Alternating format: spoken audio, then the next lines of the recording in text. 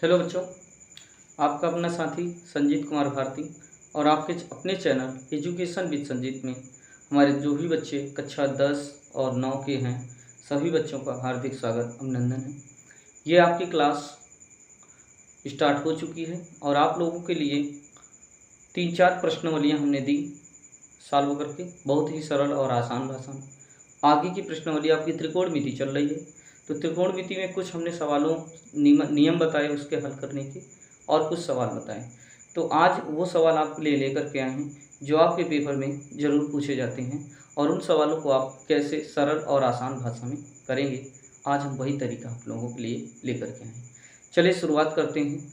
सवाल किस प्रकार के जो आपके पेपर में पूछे जाते हैं और आपके पेपर में 4 से 6 नंबर का त्रिकोणमिति से ऊंचाई और दूरी, त्रिकोणमिति से ऊंचाई और दूरी का प्रश्न, ये जो टॉपिक है बेहद खास है और इससे संबंधित तैयारी वाले जो भी एग्ज़ाम होते हैं नौकरी के लिए उसमें भी ज़रूर आता है। तो इसलिए आप लोग मिस नहीं करिए क्लास। और आइए शुरुआत करते हैं आज वो क्लास जो आपके लिए बेहद खास है, खासकर 9 और 10 के बच्चों के लिए। चलिए पहला सवाल।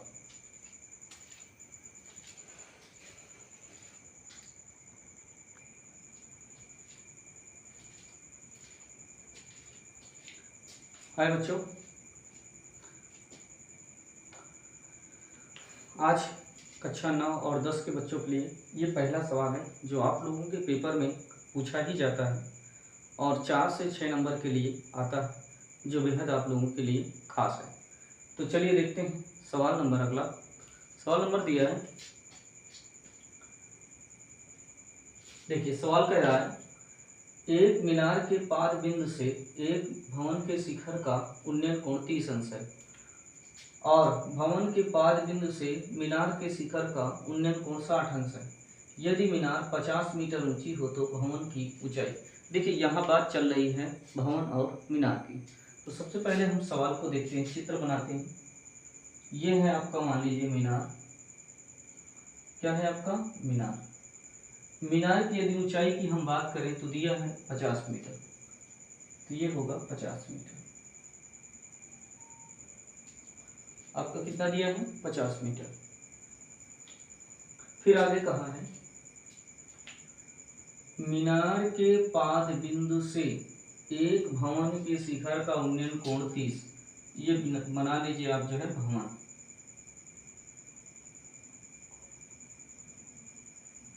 भवन है आपका। मीनार के पाद बिंदु से भवन के शिखर का उन्नयन कोण ये दिया है,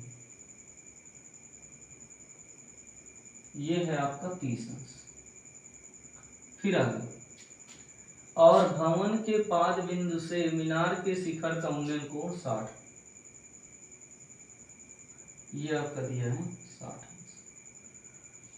यदि मीनार 50 मीटर ऊंची है तो भवन की ऊंचाई ज्ञात कीजिए। तो मीनार कितनी ऊंची है 50 मीटर, तो भवन की ऊंचाई कुछ नहीं तो कितना मान लो h, ये दूरी कितनी मान लो x, नाम दे दो a b c और ये क्या हो जाएगा d। देखिए इस प्रकार का सवाल बहुत ही सरल और आसान होता है, लेकिन थोड़ा सा समझने की आवश्यकता होता है।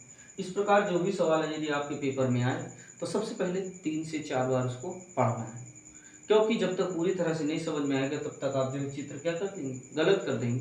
तो चित्र गलत ना हो उसके लिए पेपर को 2 से 3 से 4 बार जब तक समझ में आए तब तक आप उसको पढ़िए और फिर इसके बाद सवाल लगाना शुरू कर दीजिए, क्योंकि मेन होता है आपका इसमें चित्र बना लेंगे तो सवाल आपका लगभग सही बनेगा। ठीक, चलिए देखते हैं हल। माना भवन की ऊंचाई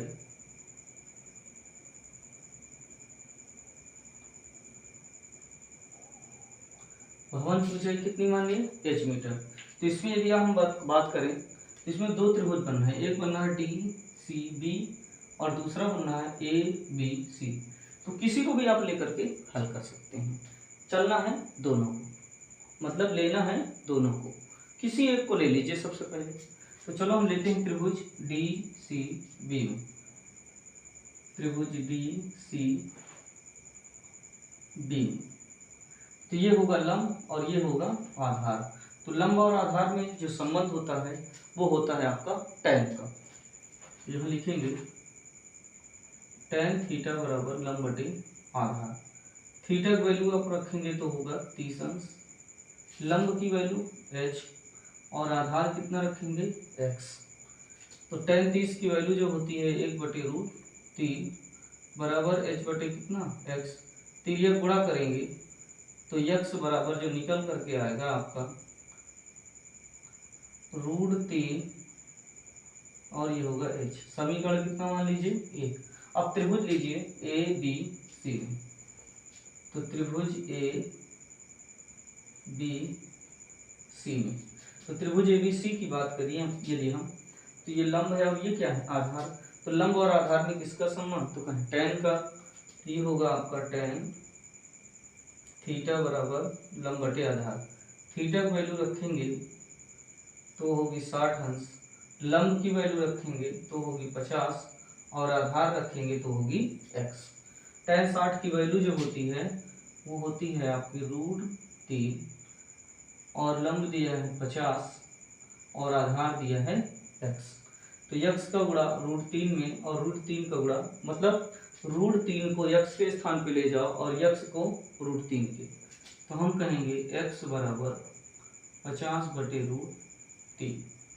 50 बटे कितना होगा √3। इसे समीकरण कितना मानो 2। अगर आप गौर करें तो समीकरण 1 में x बराबर √3 h दिया है और समीकरण 2 में x बराबर 50/√3 दिया है।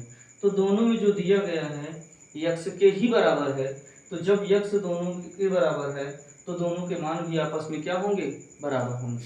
तो हम कहेंगे समीकरण 1 व 2 से, तो हम लिखेंगे 50/√3 बराबर √3 और क्या होगा h। √3 को √3 से गुणा करेंगे तो 50/3 बराबर कितना आ जाएगा h। मतलब यदि √3 का √3 में हम गुणा करेंगे तो सिर्फ √3 आएगा और ये हो जाएगा 50/√3। 3 का भाग 50 में देंगे तो आएगा 16 सही 2/3 मीटर। लिखेंगे अतः भवन की ऊंचाई, भवन की ऊंचाई 16 सही 2/3 मीटर होगी। यह इस प्रकार का सवाल आपके पेपर में 4 से 6 नंबर का आता है, तो इसलिए ध्यानपूर्वक इस सवाल को लगाइए। कक्षा 10 का जो पेपर है आपका, जो आपका इस बार का कोर्स है, उसमें भी आपका ये जो दिया गया है तो ध्यान से लगाइए और इस प्रकार का सवाल यदि आपके पेपर में आए तो आप ध्यानपूर्वक लगाइएगा। चलिए इसे नोट करिए, फिर आगे की ओर हम चलते हैं।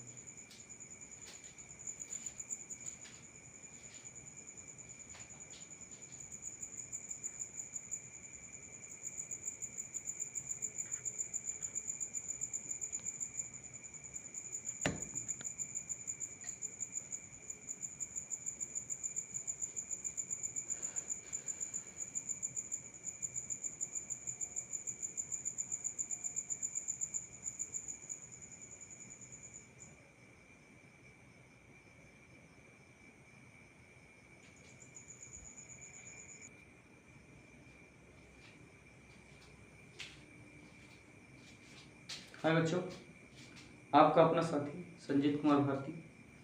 अब आप लोग देखिए प्रश्न नंबर 2। देखिए सबसे पहले यदि आप इसी प्रकार की वीडियो पाना चाहते हैं, यही ऊंचाई दूरी आपको जो है पढ़ना चाहते हैं, वो भी फ्री क्लास में, तो आपको करना क्या पड़ेगा, सिर्फ आपको सब्सक्राइब करना होगा और ज़्यादा से ज़्यादा बच्चों को जोड़ना होगा। तो इसलिए सब्सक्राइब कर लीजिए, यदि आप नए हैं तो सब्सक्राइब करिए और ज़्यादा से ज़्यादा बच्चों तक शेयर करिए। और ये सवाल आपके पेपर में 100 में 100% पूछे ही जाते हैं।